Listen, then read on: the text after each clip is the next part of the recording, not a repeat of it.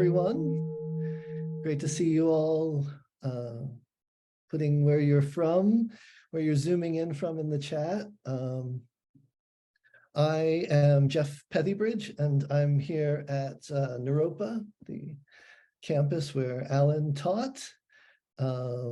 This is a program for Stevan Weine's Best Minds, how Allen Ginsberg made revolutionary poetry from madness. And Steve, why don't you say hello? Hi, everybody. Good evening, good morning, good afternoon, wherever you are. Thanks for joining. Really looking forward to sharing with you and hearing what you think.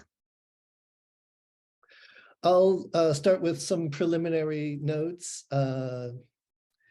This is a project of Naropa's Extended Campus, which is our network for public offerings and continuing education. We're really happy to have Steve joining us. Stevan Weine is professor of psychiatry at the University of Illinois College of Medicine, where he is also director of global medicine and the director of the Center for Global Health. In addition to Best Minds, Steve is the author of 2 books, When History is a Nightmare, Lives and Memories of Ethnic Cleansing in Bosnia-Herzegovina, and Testimony and Catastrophe, Narrating the Traumas of Political Violence. As I said, we're super happy to have Steve here. And with that, I suppose, Steve, I'll turn it over to you and you can begin your portion. Thanks very much, Jeff. Good. So Allen Ginsberg obviously needs no introduction at Naropa. But maybe today you'll learn some new facts and perspectives on his early life, his poetry, and his involvement with madness. I learned about his journey and the many kind of difficult experiences he had, the work that he did as a young man, as an artist. And, you know, I think that there's a lot there to teach all of us. And I think a lot of interest, especially for you at Naropa, who believe in contemplative education and self-awareness as it applies to especially creativity. Today, I'm really going to focus on the issue of Allen's 1948 Blake visions. I'm going to really put that at the center. It was for him, of course, a key experience. And I think focusing on it will also give you a window into my approach as a researcher and writer here. So this is one description of the Blake visions that probably you're familiar with. Heard a very deep, earthen, grave voice in the room, which I immediately assumed, I didn't think twice, was Blake's voice. Well, this is the account of the visions that comes from a 1965 interview with Tim Clark, which was the basis of all of the biographies written about Allen and critical writings written about Allen. But I came to understand this from a different point of view. And it all started when I first reached out to Allen in 1986, and then got access to his psychiatric records and his mother's psychiatric records, interviewed him multiple times, and got access to his archives, all thanks to Allen's generosity. And so what I came to learn could be summarized in this next slide. A lot of information on it, but on the left, you see the timeline of Allen's life, and we'll be going through some of these different events in the course of this talk. But the point that I want to make here is that he had the visions in 1948, and the interview comes in 1965, see on the bottom right. That's 17 years after the visions, right? That's a long time that he's talking about a voice. Well, he starts talking about Blake's voice actually in 1958 in 2 poems, which you could see quoted there. and where he actually says he dreamed of Blake's voice talking, and then he hears Blake's disembodied voice recite Sunflower in a room in Harlem. And then in 1961, that day I heard Blake's voice, I say I heard Blake's voice. And then another one, must I be attacked and condemned by these people, I who have heard Blake's own ancient voice recite me the Sunflower a decade ago in Harlem. But it's not until 1958, which is 10 years after the visions, that he first starts talking about Blake's voice. And so that's an important gap of time. And I think it's not a trivial issue, this issue of the voice. And we'll maybe come back to that later. So at the time that he heard the voice, excuse me, at the time that he had the visions, he was an undergraduate at Columbia campus. He was hanging out with these guys, with Kerouac, with Lucien Carr, with William Burroughs. I think Hal Chase is pictured there also. And Ginsberg and Kerouac had the idea that they were going to write the new vision. And this is their description of what the new vision is: taking the world as it is without ordered, rational preconception, then create an entirely new order and consciousness. Well, it's not clear exactly what that means, but all of a sudden, several years into this, well, I think they wrote that in 1945. So more than all of a sudden, but 3 years into this, Allen is having his own visions. And here's what happened. You know, he was completing a course for Meyer Shapiro, Professor Meyer Shapiro, art historian, in order to graduate.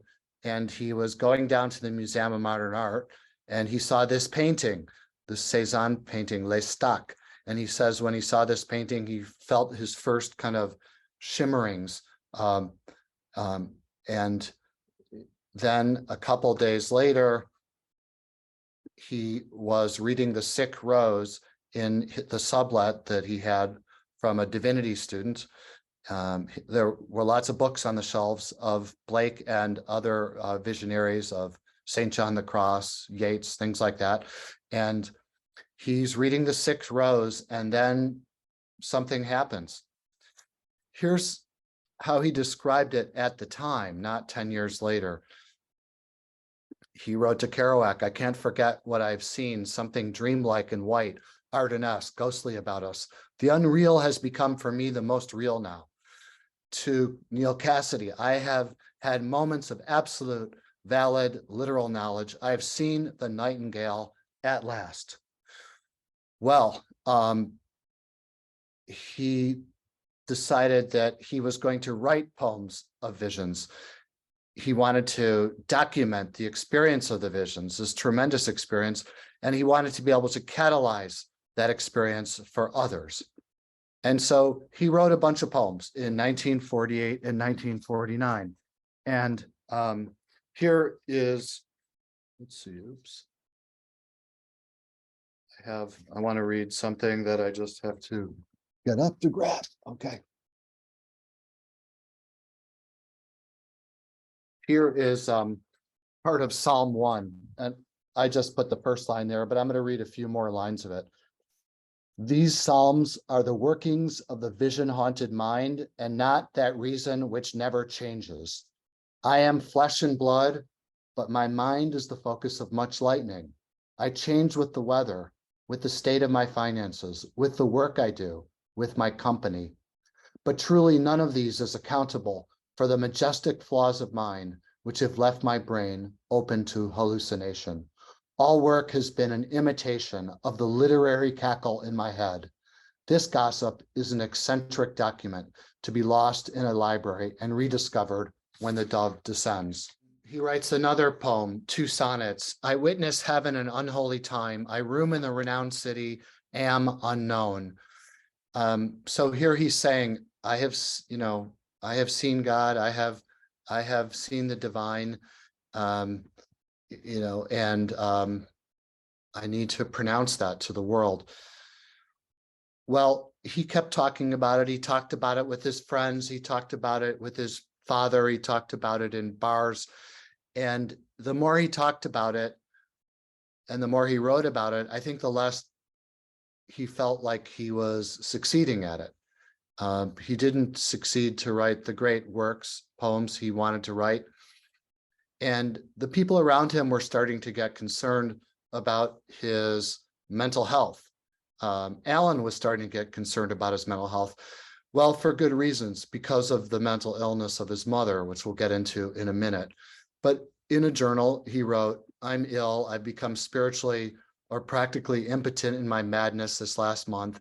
I suddenly realized that my head is severed from my body." Nice. At the time, he's living with Herbert Huncke, who was a junkie, and others who had a lot of stolen goods, and they were driving a car one day. They got, the police came after them. There was a chase. The car turned over and crashed, and Allen gets arrested. They all get arrested. It makes the New York Times. Actually, Columbia student has embedded with a drug gang to get material for his novel. Herbert Huncke goes to Rikers. Allen goes to the New York State Psychiatric Institute as an involuntary patient, partly because of the letters that some of his Columbia professors wrote. Just before going into the hospital, he and Jack Kerouac are goofing around and write this poem, Bop Lyrics, with this wonderful stanza. "All the doctors think I'm crazy. The truth is really that I'm lazy. I made visions to beguile them till they put me in the asylum." Making light of the situation, but and always with a good sense of humor. But there was a degree of concern there, really, at the time. Why was there concern? Well, in part because of Naomi. So let's talk a little bit about Naomi. This is Naomi looking radiant with Louis, who she married in her early 20s. Naomi came from the Jewish Pale in the area between like St. Petersburg and Odessa. She immigrated to the US in 1896 with her family. She ended up in the Lower East Side. The family had a candy shop on Orchard Street. And one of the important discoveries that I made because I got access to her psychiatric records was that it appears Naomi was sexually assaulted when she was 5, 6, and 9 years old. And this, I think Allen would have really wanted to know. Sadly, I found that out after Allen passed. But I think it has very important implications for thinking about both Naomi and Allen in a way. Well, Naomi has her first mental breakdown later. Well, she has like a nervous breakdown in her, I think her early 20s. And then not until she's like 35 years old is she admitted for the first time to Bloomingdale Hospital in Westchester. And then after that, she has multiple other admissions and ends up spending a great deal of time in psychiatric hospitals, mostly state hospitals, for which there was very little hope of getting help and getting out. And all of this during the time Allen is growing up. So Allen is either not with his mother or Allen is with his mother, where he kind of becomes the caregiver. Allen's brother, Gene, leaves home for the army and then goes to law school. And eventually Louis and Naomi divorce, and it becomes really Allen, who had a real special bond with her. This is a picture of Naomi and Gene, Allen's brother, taken outside of Pilgrim State Hospital in 1956, about a week before she died. Of course, we know about these experiences from Kaddish. Kaddish is such an amazing poem. written in 1960, well, written over a course of several years, published in 1962, I believe. And Kaddish is many things, and it's 36-page length, but one of the things it is, I think, is maybe the first ever family members first person testimony about serious mental illness. In part 2 of Kaddish, Allen really tells the story of what her serious mental illness did to her and did to him. And let's just listen for a tiny bit to Allen talking about that from part 2 of Kaddish.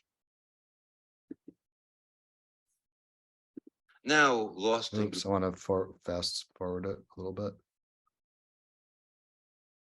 Okay. Was she ever satisfied? And by herself sat on the new couch by the front windows, uneasy, cheek leaning on her hand, narrowing eye, at what fate that day, picking her tooth with her nail, lips formed an O, suspicion, thoughts old worn vagina, absent side glance of eye, some evil debt written in the wall, unpaid, and the aged breasts of Newark come near. May have heard radio gossip through the wires in her head, controlled by 3 big sticks left in her back by gangsters in amnesia through the hospital, caused pain between her shoulders into her head. Roosevelt should know her case, she told me, afraid to kill her now that the government knew their names, traced back to Hitler, wanted to leave Louise' house forever. One night, sudden attack, her noise in the bathroom, like croaking up her soul, convulsions and red vomit coming out of her mouth, diarrhea water exploding from her behind, on all fours in the toilet, urine running between her legs, left retching on the tile floor, smeared with her black feces, unfainted. At 40, varicose, nude, fat, doomed, hiding outside the apartment door near the elevator, calling police, yelling for her girlfriend Rose to help. Once locked herself in with razor and iodine, could hear her cough in tears at the sink. Lou broke through the glass green painted door. We pulled her out to the bedroom. Then quiet for months that winter, now lost in Gracetown War. Okay. So, really tough stuff here. Not without love, not without great humanity, not without spirituality. And I think that this poem is so important in giving us a kind of model of how to mourn a really complicated loss, such as Naomi's, a person who is lost to mental illness, then lost to confinement, then lost to lobotomy, for whom Allen felt tortured, but then also Allen adopts her as his muse in this poem. So not without some redemption. And even the visions are mentioned. He says that from whose pained head I first took visions.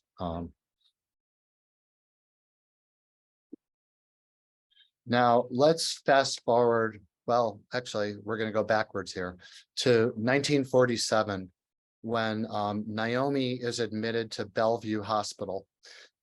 She's in the emergency room there and she's getting examined. I just want to give you a picture of more of what she's like.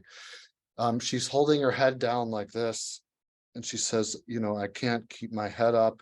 And she says, I can't keep trying to hold on to a happy thought. The examiner asks her about her family. And she said, that's where my trouble started. Everyone knows my life. It's a case in history. My husband killed his brother and child. My husband is a well-known poet. I left him 4 years ago. I got tired. We separated. His mother organized a gang to get something in America for the Jews. They went wild with killing. So these are kind of her paranoid delusions that she was having at the time. But Naomi also had visions of God. So all of a sudden, a vision came to me when I first became sick. And it said, have patience, it comes to the needy. I was so happy I tried to get him again. Naomi was very down. She said, I can't endure the suffering. I feel as though I'm dead, but I'm not dead. She gets admitted to Pilgrim State Hospital from Bellevue. Allen hears about that and writes in his journal that he's kind of depressed again about this. So Pilgrim State Hospital is a remarkable place. It is on Long Island, about 100 miles from New York City. Here it was back in its prime. It was at the time the largest psychiatric hospital in the world. It had an unbelievable 13,000 patients. Can you imagine 13,000 patients? At the time, New York State had 1/5 of the nation's hospitalized mentally ill persons. So Naomi, unfortunately, got caught up in that mass wave of people who got sent to the institution without ever any hope of getting help or getting out. This, of course, is before the age of antipsychotic medications. Jean and Allen go to visit Naomi, and then she tells the nurses afterwards, I feel sorry that they had to come and see this site. And she also says, there's no hope for me. I want to die. She hands the nurses a note giving them permission to euthanize her. She writes at one point to Allen, says, for the love of Jesus, I don't know how I got this sickness. It's up to you to find out. Your loving mother, Naomi. I think he took this very seriously. This is what one of the letters looks like. Please come see me in a hurry. One son, call up the other son. Tell Eleanor to come see me. I'm still alive and walking around. Love, Naomi. Well, Naomi had a lot of electroconvulsive therapy when she was there, and she appeared to respond at first, but then she became more and more agitated, more and more suicidal. And so the doctors in one of their notes write that they are recommending a prefrontal lobotomy. Allen at the time was on a leave of absence from Colombia. He was in the Merchant Marines. He went to Dakar. He went to New Orleans. He comes back to his apartment in New York City, and he finds this letter. And it's sent to him because he's the legal guardian of Naomi at the time. Please be advised that your mother, Miss Naomi Ginsberg, was seen in consultation with the assistant director, and it was decided that her mental condition is serious enough to warrant a prefrontal lobotomy. If you're interested in more details in regard to this type of operation and its possible implications, you can discuss this problem with the doctor in charge of the case of your mother on the next visiting day. So Allen doesn't know what to do. He goes to the hospital. He meets with the doctor. The doctor says to him, your mother is going to die unless we do this operation. You need to give consent.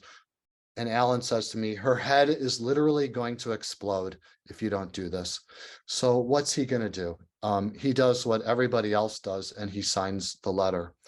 Now, I just want to also note for you that I found this letter in his archives in 1986. At the time, it was not public knowledge that he had consented to her lobotomy, so I had no way of knowing that. And imagine the angst I had in deciding whether or not to share this with Allen, which I did in the fall of '86 in his flat. And his response was, well, I talk about in the book that this is an extreme thing. Allen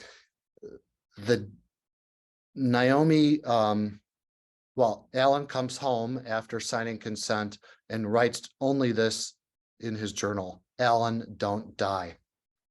And of course, he feels tortured and guilty already. They do the lobotomy. This is what a lobotomy looks like: sweeping incisions between the prefrontal cortex and the rest of the brain. And here's this line from Rimbaud, which I think very much informed how Allen and the others were thinking about the new vision, and I think how Allen was responding to this crisis as an artist. As I came down the impassable rivers, I felt no more the bargeman's guiding hands.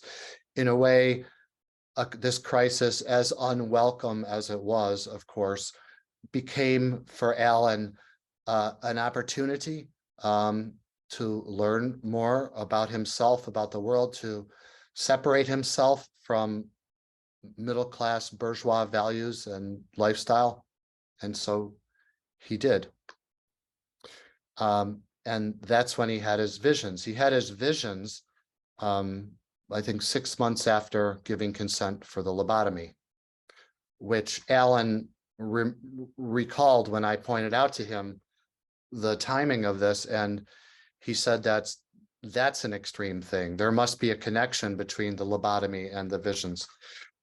Well, Allen, after that car accident, car chase, car accident, arrest, he gets sent to the New York State Psychiatric Institute. Here's a picture of that. This is uptown in Washington Heights in New York City, and it's kind of the opposite of Pilgrim State. It's the elite hospital within the New York State system of mental health, and it's a partnership with Columbia University. And in fact, at the time that I met Allen, I was studying to become a psychiatrist there. So Allen gets admitted, I'll come back to that in a second, to the so-called genius ward. It's the 5th floor of the Psychiatric Institute, and it's where they do a lot of talk therapy with people with psychosis. And even then, Allen was on the extreme end of what they see because of his brilliance. Look at the results of the Rorschach that they did. The patient is a brilliant but autistic schizophrenic, probably of the catatonic type, who has religious ecstasies and occasional agitated periods in which he can be destructive. He feels alternatively crushed by the world and in command of the world. His unconscious seems to be extremely conscious. The director of psychiatry or of research there is a man named Dr. Paul Hoek, a Hungarian-American psychiatrist. Dr. Hoek was at the time developing this new diagnosis called pseudoneurotic type schizophrenia. It's a diagnosis we don't use anymore, but what essentially referred to as people who were at their core psychotic, but had all these like attempts to kind of rein it all in with these other things, neurosis, anxiety, and sexuality. And they were doing psychotherapy with these patients, but they were also doing psychosurgery, lobotomy with these patients. And in fact, they had experiments where some people got surgery and some people got lobotomy. I mean, some people got psychotherapy. Needless to say, Allen escaped that, but others didn't escape that. One of the psychiatry residents who I spoke with, who was involved in Allen's care, said that he actively tried to protect patients against getting selected for lobotomy, including Allen. Allen was in art therapy. Here's a painting that he drew looking across the Hudson River, and you could kind of see the George Washington Bridge and New Jersey behind it. We have the progress notes from the psychotherapy that Allen went through there. He was seen 3 and 4 times a week by psychiatry residents. And this was back in the day when they took really good notes, and here they are typed out. You could see here he's talking about his visions. The whole world had an intelligence running through it, he says. So he brings us to his therapy. How amazing. You know, when I first saw this, I was blown away, because here's Allen at this incredibly interesting time in his life where he's trying to put it together, trying to figure out his poetry, trying to get healthy, I guess you could say. And we have the notes to show what he was going through in therapy. And one whole chapter of the book talks about this. I'm going to share some vignettes because it's like irresistible for me. In therapy, Allen says to his therapist, "I am the greatest poet of my age." So I asked some of the therapists in the audience, what would you say if your if your client said to you, I'm the greatest poet of my age. Well, Allen actually said that. And the funny thing that happened is the therapist got a phone call and walked out of the room. And when he walks out of the room, Allen looks at the notes he was taking, and he sees what the guy wrote, and he says, that sounds pretty paranoid the way you have it there, doesn't it? And in a way, it was an accidental great interpretation, because it got Allen to take a little bit of perspective on his grandiosity. And there was a lot of grandiosity, but his therapist didn't know, is he a brilliant reader? Is he on his way to being schizophrenic like his mother, or both, or neither? And they spent a lot of time trying to understand that. Here's where Allen is talking about the visions, and you know, I had visions of God and things like that. And the therapist uses kind of very neutral kind of language and says, well, you know, you had an unusually intense experience in which your usual intellectualizing defenses weren't operative. And Allen gets disappointed and goes into a tantrum because he wants to be considered special and prophetic. And again, what the therapists say are, you know, these are interesting experiences, but what are you going to do with them? It kind of depends what you do with them. And Allen committed to writing more about them in the hospital. And he spent hours every day doing so. In another moment, he said, he's quoted, or the therapist is quoted to say this, he made it clear at the start that he looked upon mental illness as a definite entity, that for him, everyone in the world is sane or insane. And he's having a little trouble placing himself in this scheme. He described his vision, stating clearly, these are the experiences which the previous therapist labeled mad. Well, I think Allen did some work in therapy in breaking away from these kind of dichotomous, rigid perspectives of sane, insane about his visions and about his state of mind. At the end, Allen said to me, they certified I was not mad, more of a real neurotic who is pseudopsychotic, you might say.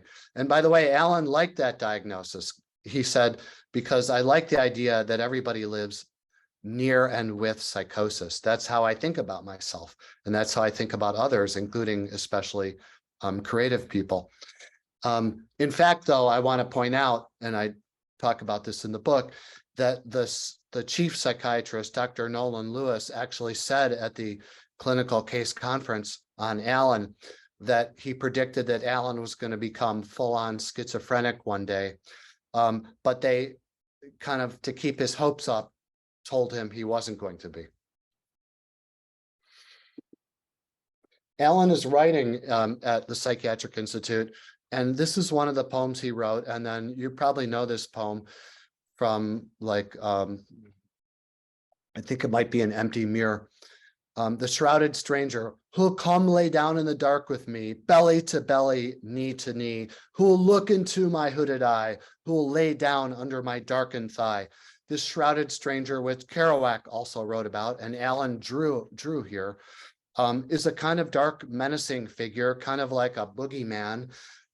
In the therapy, they talked about this, and the therapist liked this. He thought it was Allen's riff on this image of his mother as being a kind of menacing, but also seductive person, as a person who was psychotic when Allen was a child.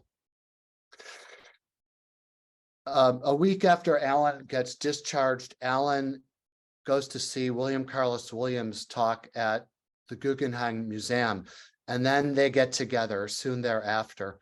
And William Carlos Williams takes a look at some of Allen's poems and says, forget it, don't do it like this, and says, hand me your journals. He looks at the journals, I assume you know this story, and says, this is it. You got some good stuff in here. And so Allen then writes to Kerouac and Cassidy, I believe, and says, all you got to do is look over your notebooks. That's where I got these poems, or lay down on a couch and think of anything that comes into your head, especially the miseries. The miseries are night thoughts before you can't sleep. arranged in lines of 2, 3, 4 words each. Don't bother about sentences. We'll have a huge collected anthology of American kicks and mental museries. Kerouac, at some point around here in like 1951, I think, writes to Allen.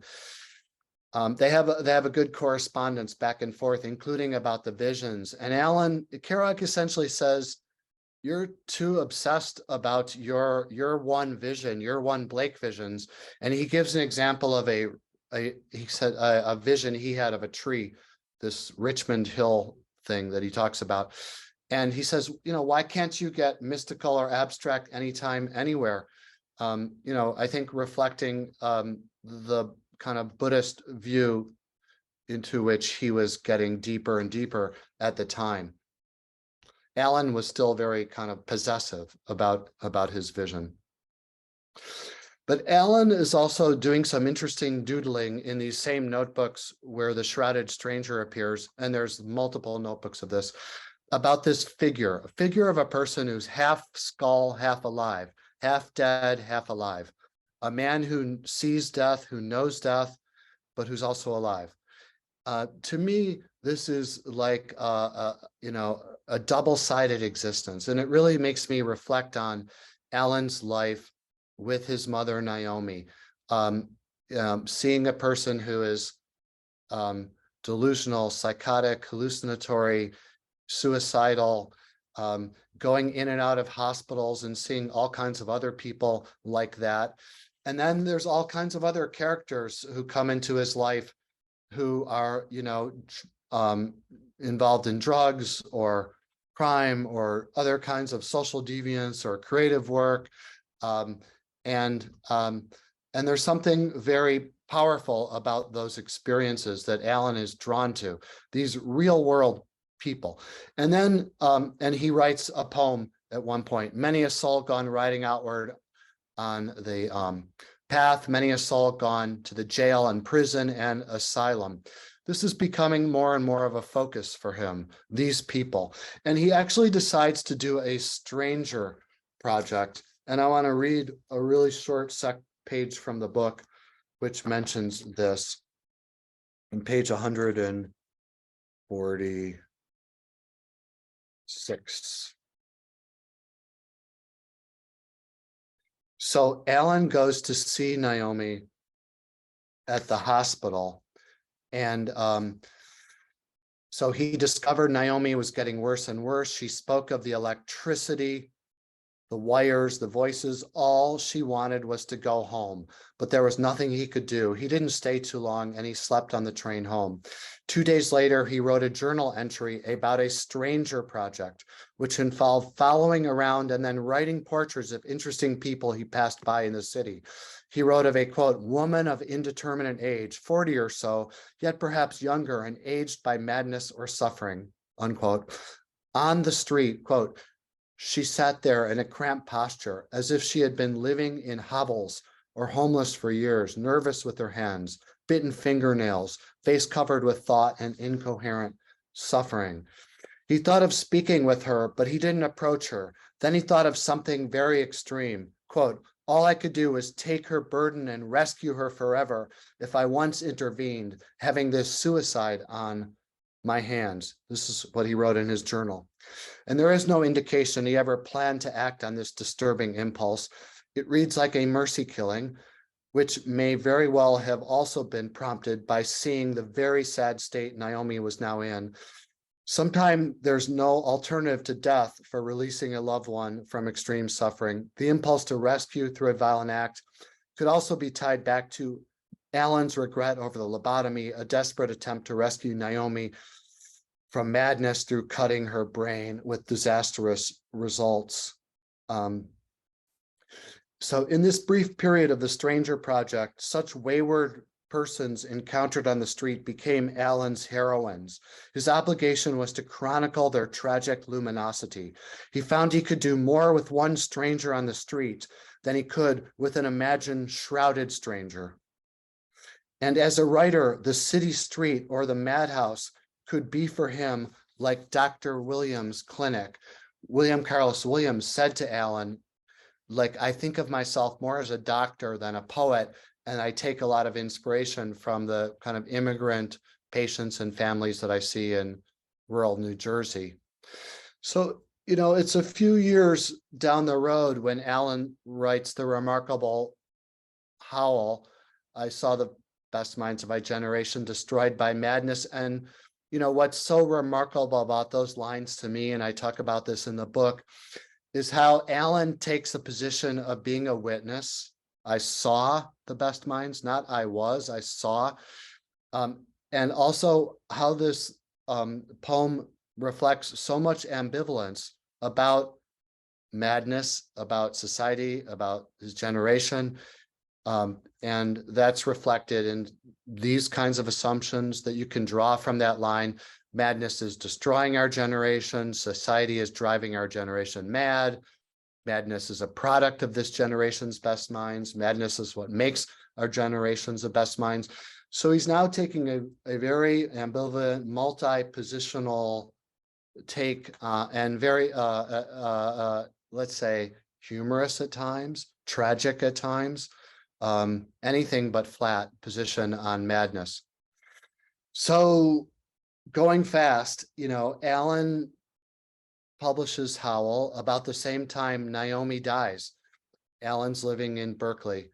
Allen gets this telegram from Peter. She's in the sunshine now. Or not the note from Peter, the telegram from Eugene. And, Allen decides not to go to the funeral for reasons that aren't totally clear. As a result, no Kaddish is said because there's not 10 Jewish men to make a minyan.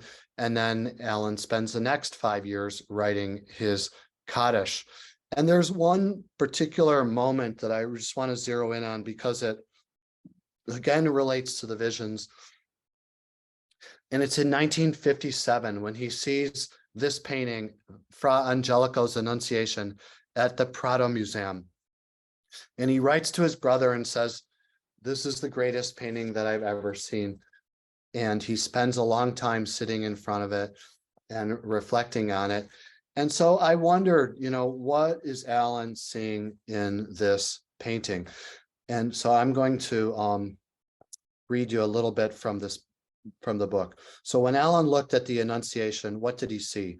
I believe he was making connections to his own experiences with visions.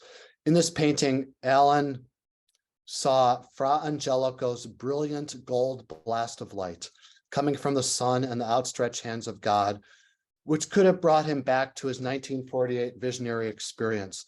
This painting shows God's miracle, though without heavy-handed pronouncing, but simply with a sunbeam and a whisper. An angel's golden whisper can be more powerful than a flurry of words. If only he had understood that back in 1948. Allen found the swirls of color on the marble floor on which the angel and Mary stood to be as beautiful and modern as Van Gogh's Starry Night, which he had seen many times at MoMA. These colors were saying something about the mystery. By the angel, the marble was blue, like the sky and like his gown, whereas by Mary, the marble was golden from the sunlight mixing with the pale whitish pink, mirroring Mary's face and hands. From Fra Angelico, Allen could have taken in an entirely new way to depict the miracle of the incarnation. Through aesthetic creation, you could represent mystical changes, not through direct pronouncement, the heavy-handed and portentous phrases of which Burroughs said Allen was far too prone, but through depicting substantive changes in the physical nature of things, such as the marble floor. So while gazing at the painting, perhaps he could also have noticed how Mary did not seem like she was bowing or submitting, but was cocking her head, listening intently for the word of God. She seemed less frail, more intense in focus, listening to words only she could hear. Could Fra Angelico's painting have caused him to reimagine what had happened to him one summer day in Harlem? Maybe the sounds he heard were not just a low rumbling, as he had become used to recalling, Rather, could it have been William Blake appearing like the angel and speaking for God through his songs of innocence and experience? Yes, William Blake's voice passed into his ear and joined with his own bodily sounds. He was like Mary, who had accepted God's word and will. Through Allen's visions, something divine and human might be born inside of him.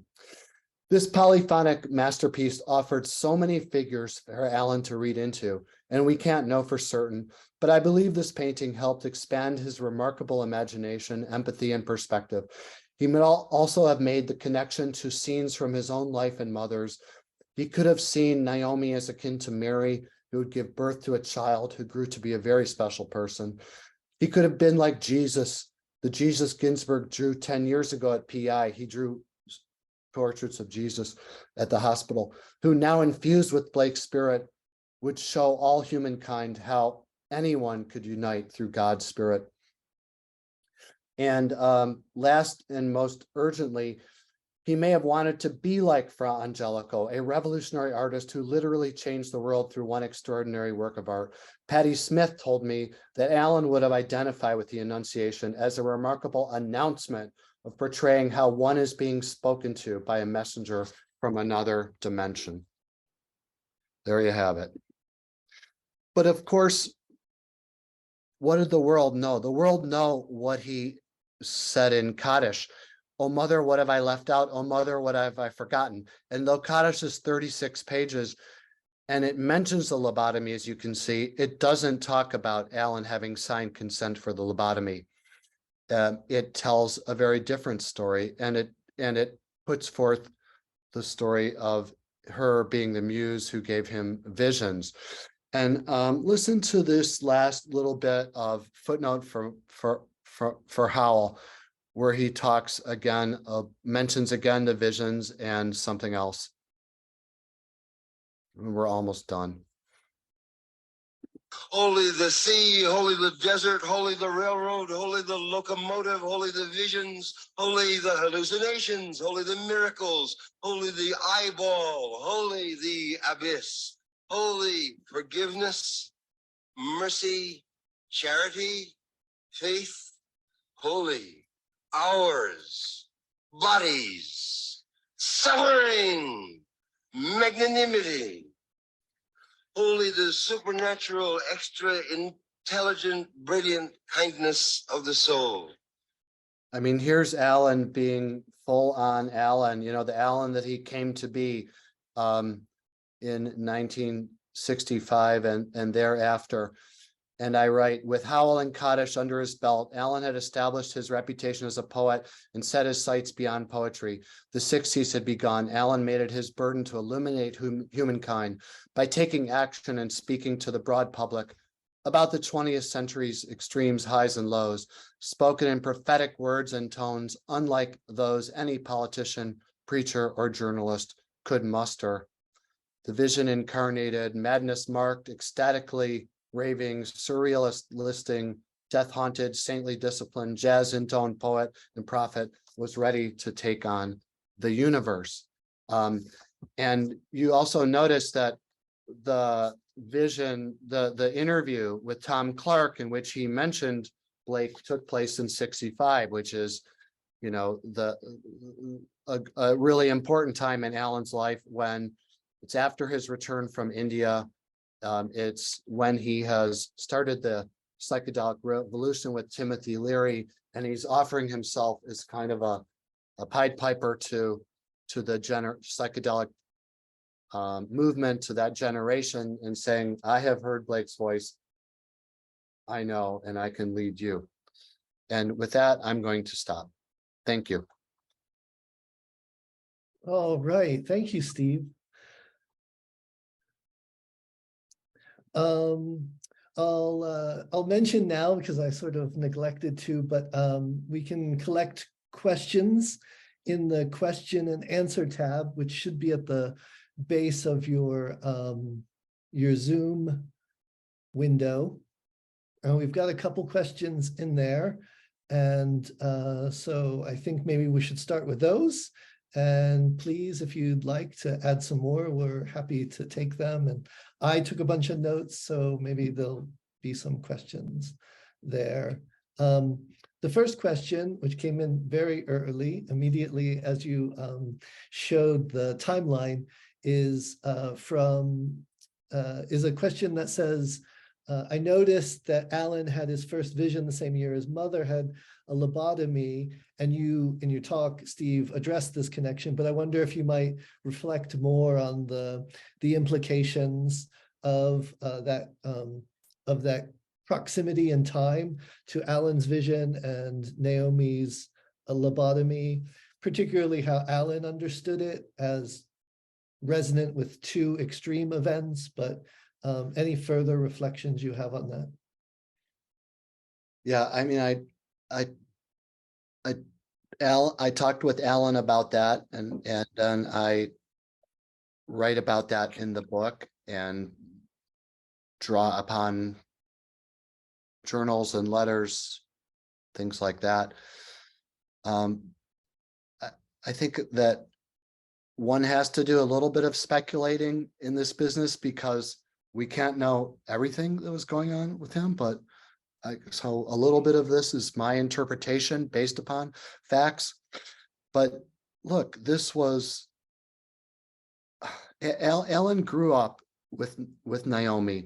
Allen was so attached to Naomi, and Allen would, I think, live with her in some ways within her kind of delusional system, including thoughts about the Nazis are poisoning us and FDR is listening into us, but also having visions of God. And I think part of him saw her as some kind of seer, and but who was ultimately defeated by an illness and by confinement in the hospital and by all the injurious treatments that were done to her. And the one that he did to her through signing consent. And so in some ways, you could say Allen having visions was his way of identifying with her, with taking on this dimension of her, except she ultimately succumbed, but he was going to be their master. He was going to rise with us. And in some way that would be redemptive of Naomi. I think that's what was going on there with Allen. I would also say that I think that Allen was wired differently. I mean, there's something going on in his brain that we could only guess at that made him very open to what the Rorschach said was unconscious or pre-psychotic, or just wonderfly idiosyncratic. And Allen was so dedicated to knowing all different forms of consciousness through dreams, through prayer, through writing exercises, through first thought, best thought. And so I think the visions is like part of that. And Allen was, full on committed to going into that. But in the psych hospital, he pulled back because the doctor said you are too close to psychosis, and you're again, it's not the fact that you had it, it's what you do with it. And I think Allen got from them the point of it's important to be a communicative artist. And I think that helped adjust his mission. Of course, he comes back to the visions time and time again throughout his life. I wonder, in following on the point with which you just reiterated about the doctors in the institute challenging Allen to, what are you going to do with this? I wonder how you think about sublimation as a psychic mechanism in relationship to that challenge. That do you see it in those terms of Allen being able to sublimate some of the some of the tendency towards psychosis into something less destructive of his person through the sublimative act of writing and creating? Yeah, I mean, honestly, that's not a word that I use much, but I think that it does capture it very well. And I think Alan Alan said to me, and I'm sure he said to some of you all, that, if he had known Buddhism back then, he would have handled it differently. He would have had other channels for expressing himself and becoming aware of this experience. He was too egotistical and too possessive, and like a lot of young people, it's something that adolescents and young adults do. When presented with a risky scenario, they hurl themselves into it, and they embrace the risk, and of course he did, and he took many risks, and that's in many ways a good thing. But I think the message he got back then was, you're risking your life and you're risking your future, and you need to protect yourself and be safe in order to do the creative work that you need to do.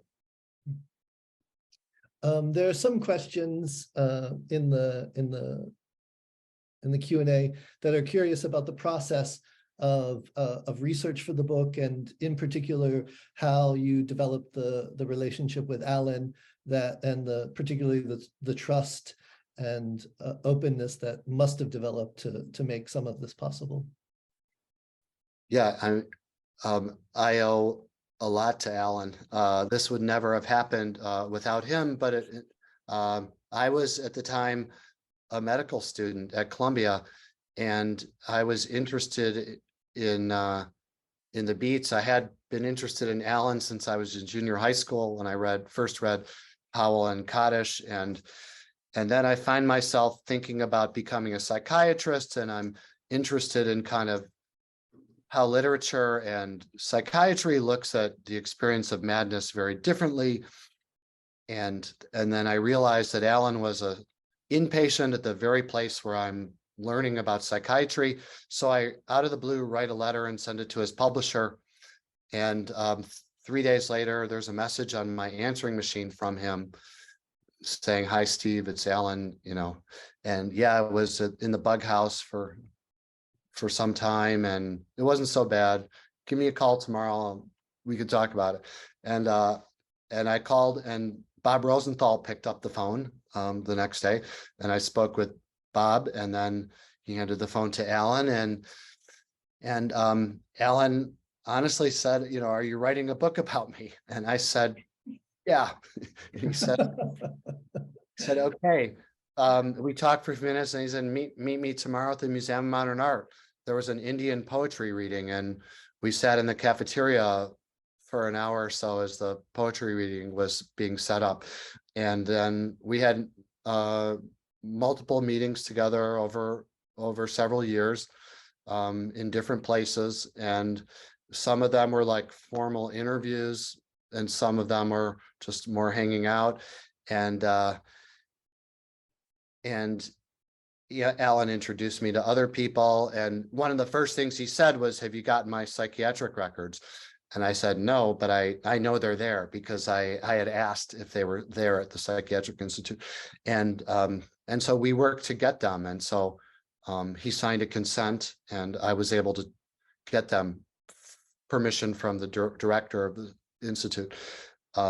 And eventually the same thing for his mother's records, but not until after he passed, unfortunately. And I think Allen was welcome to me because he saw me as being open, not rigid, looking through an artistic lens and a psychiatric lens, not square like some of his psychiatrists were at Columbia. And as someone who could maybe find out the truth of what happened. He really wanted to know what happened with his mother. He really wanted to know what happened to him at Columbia.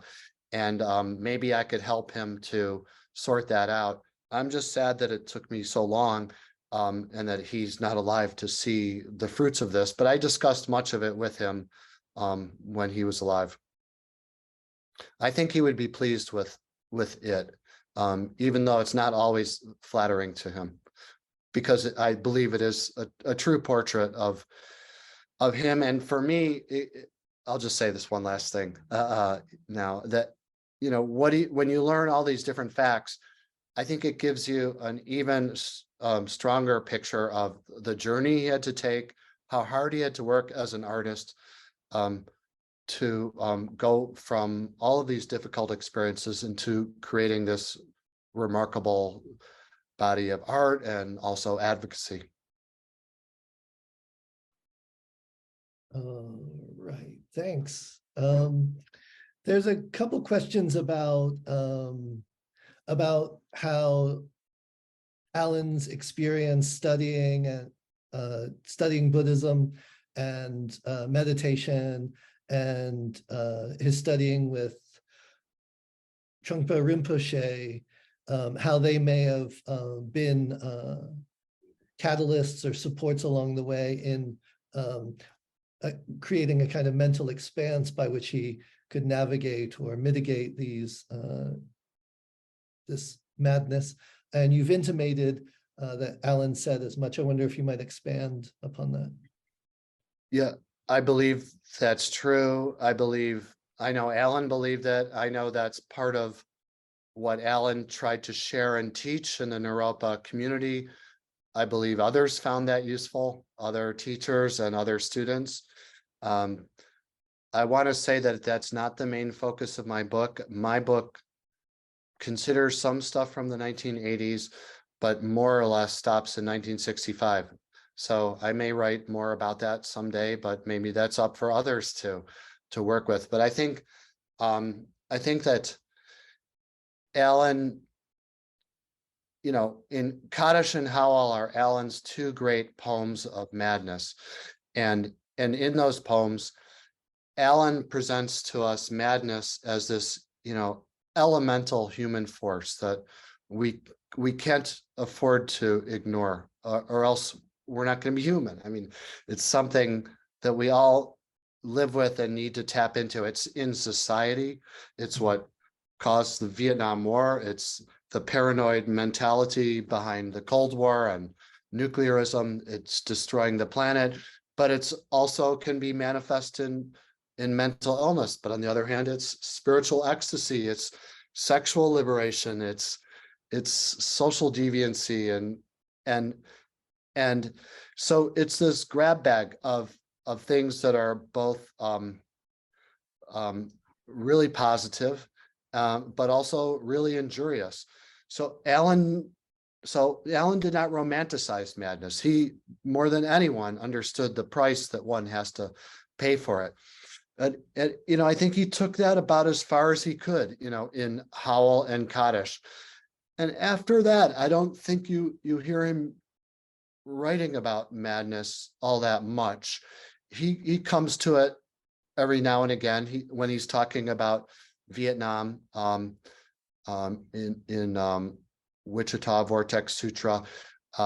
Of course, White Shroud and Black Shroud get into that, but he's more into talking about changes of consciousness and alternative consciousness. And I think that he found, you know, different language and the world of mindfulness to maybe further sublimate that. But what great cultural work he did in madness, you know, using that trope of madness. I saw the best minds of my generation destroyed by madness.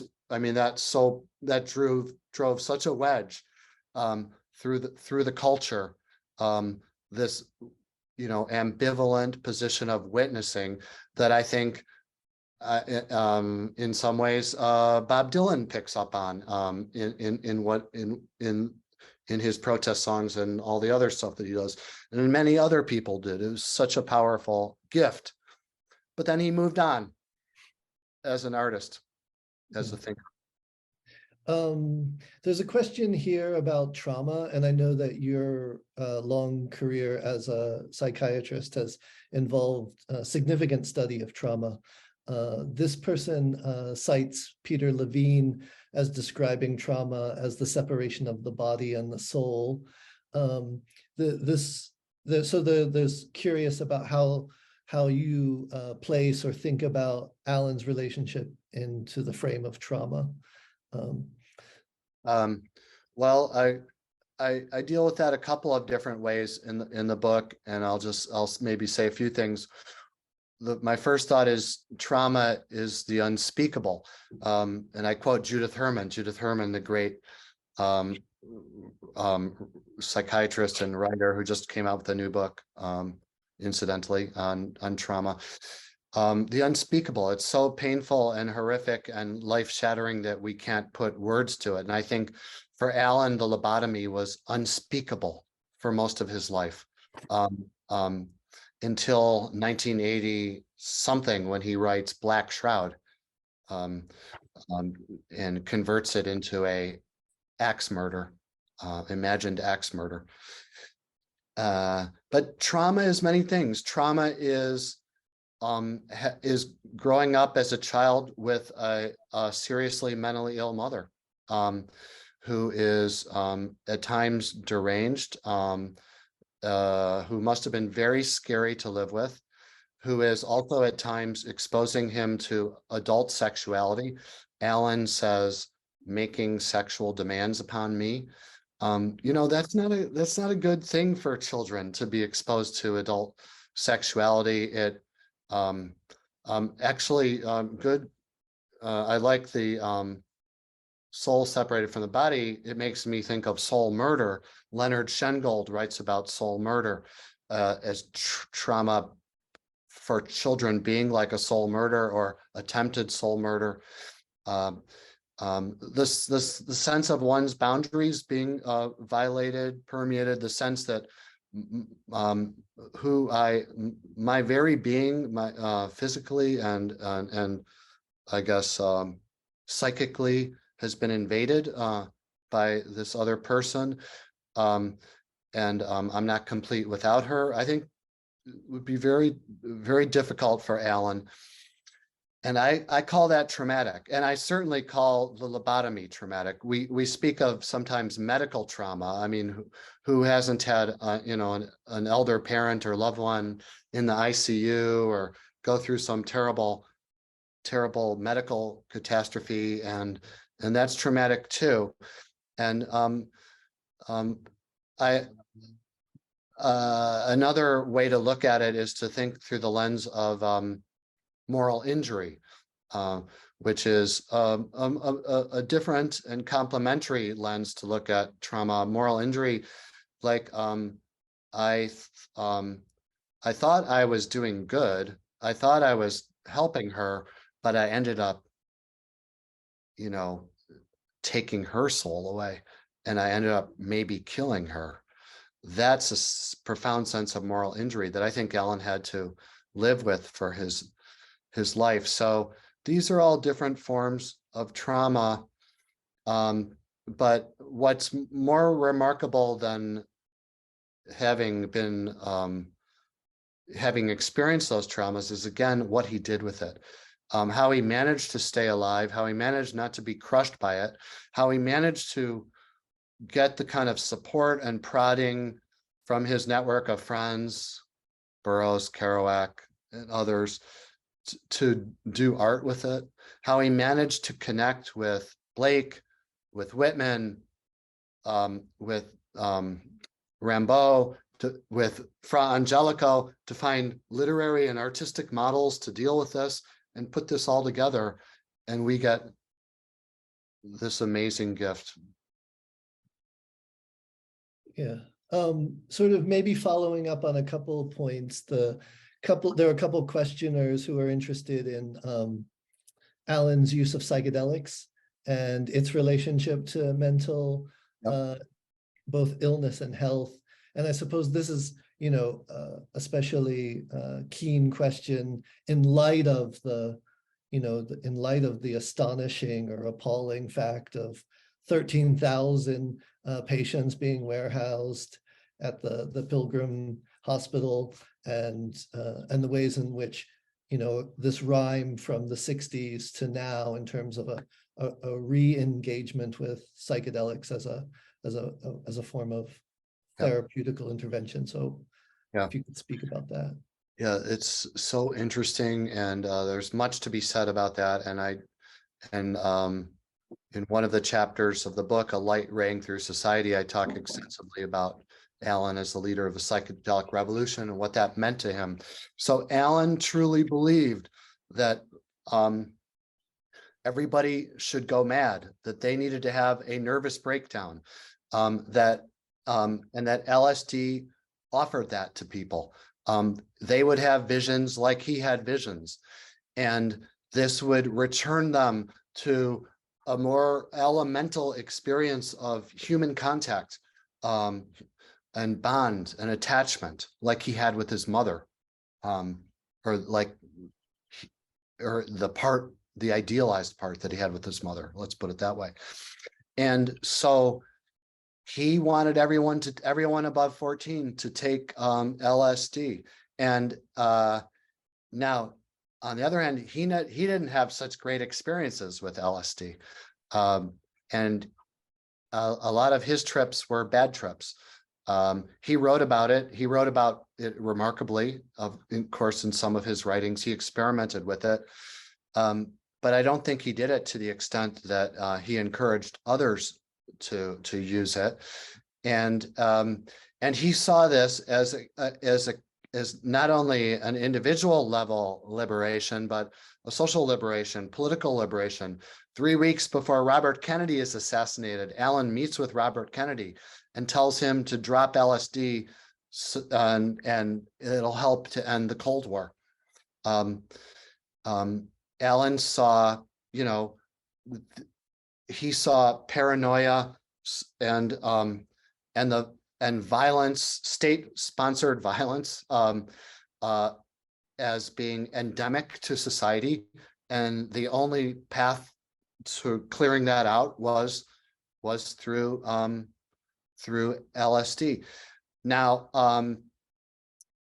when I spoke with him in the 1980s, of course, he was still preaching LSD and psychedelic revolution. Allen was attentive to the casualties, but I think probably not as attentive as he could have been.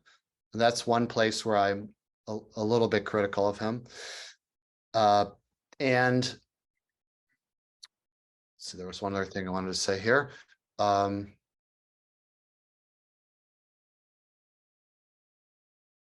Oh, well, look at where we are now. I mean, now psychedelics are about to be FDA approved for the treatment of post-traumatic stress disorder. They've shown to be more effective in treating post-traumatic stress disorder than some of the leading antidepressant medications. And there are people who are trained as shamans and who are providing a kind of healing context for that. And I think Allen would have been very positive about that, except for the monetization of it, which is happening and about to happen even more. Who will get access to that? Only the rich, if it costs $20,000 to have a therapeutic trip. But nonetheless, psychiatry and the mental health field has probably learned a lot from Allen and Leary, and are coming around to something that was unimaginable in 1966 when he testified in front of the Senate about this. Yeah.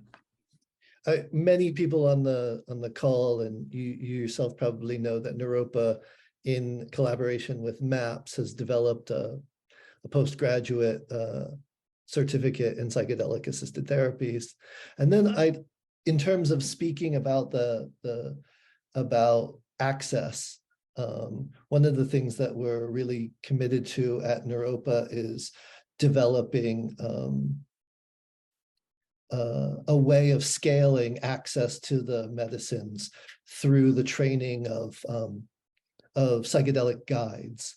So not everybody who will be involved in this regime of care, one imagines, would be a fully licensed therapist who then goes on to get a postgraduate certificate. But we're envisioning, clinics run by those folks, but staffed significantly with psychedelic guides that are also conscientiously and ethically trained and have a certain type of, one might imagine a bachelor's degree of guides. So that's something that we are currently at the institution here trying to build precisely to forestall the kind of dystopian world that you described of only the rich having access to those medicines. Let me just add one other thing. I mean, Allen was also very against the psychiatrists and the medical establishment controlling that, in part because of the very negative experiences that he had with Naomi and lobotomy and all of that. And also it's worth noting that the psychiatrist who treated him at Columbia, Dr. Paul Hoke, was being paid by the CIA as a consultant. He wasn't part of MK Ultra. He was part of another such CIA-sponsored activity where they were giving mescaline to patients, and they would give it to people with schizophrenia. Then they would do lobotomies on them, and then they would give it again to them and see if it made a difference. I mean, after witnessing something like that, that helps to explain why Allen would say no medicalization of this. And by the way, they didn't let him do mescaline because he volunteered to want to do it. So therefore, you must be crazy. You can't get it. But I don't know enough about what you're doing at Naropa, but it sounds amazing. And I know about the MAPS project. And I just would add that issues of equity and access are so important. And we have so much inequity in our society regarding access to mental health systems. So I think whatever you can do to mitigate that is so important. And I think I'm sure you're not for the medicalization of it. That would have also been very important to Allen. And also I guess ethics in care around people who could get hurt and damaged by it, and how do you negotiate that? I think that's really important too. Yeah. But it would be fascinating for the new. I'm always interested to hear what the new generation. There's some weird things flying around on this. Those are hearts, Steve, for your presentation and for your. I'll take it. Maybe they're for you, Jeffrey. But I think that I've asked some shamans, what did you think of how Allen and Leary were leading this revolution for some time? And I think it would be very good for people to take an objective or critical look at that, and what lessons were learned, and what things do we want to do like that, and what things we want to do differently. Maybe you're already doing that, but that would be great. Yeah, we are the Center for Psychedelic Studies has a director whose charge is to find a right relationship with indigenous communities for whom the medicine has been a traditional practice. And at the past year's summer writing program, we held a collaborative discussion on psychedelics with some scholars, visiting scholars from the Center for the Study of World Religions at Harvard. And Roger Green also presented. Roger's a scholar in the Front Range, and he presented on precisely how not to make the psychedelics another site of colonial extraction. So insofar as one is able to, inside the matrix of capital, to mitigate the perpetuation of these harms. It looks like we've got time for one final question. I'd also remind everybody that Steve's written a book, and it's called Best Minds: How Allen Ginsberg Made Revolutionary Poetry from Madness. I'll put in the chat again the link to the Fordham Press, so you can buy the book directly from the press. And if you use the code Ginsberg 30, I think that discount code is still active, and you'll be able to get discount on Steve's great book. Steve, this has been really wonderful getting to meet you and to hear about the amazing research project. Do you have any final notes for our audience tonight? You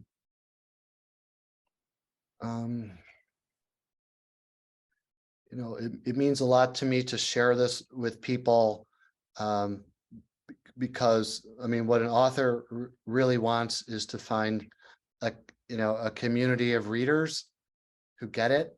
And I think you are such a community of readers, who make all the connections reflected in your questions, between hard life experiences and transcendent poetry, between mental health practice and the practice of creative writing, psychedelic explorations, Buddhism. And, I think that we've all taken so much from Allen. And, what I tried to do in my book was get underneath some of the myths and and which I think had enveloped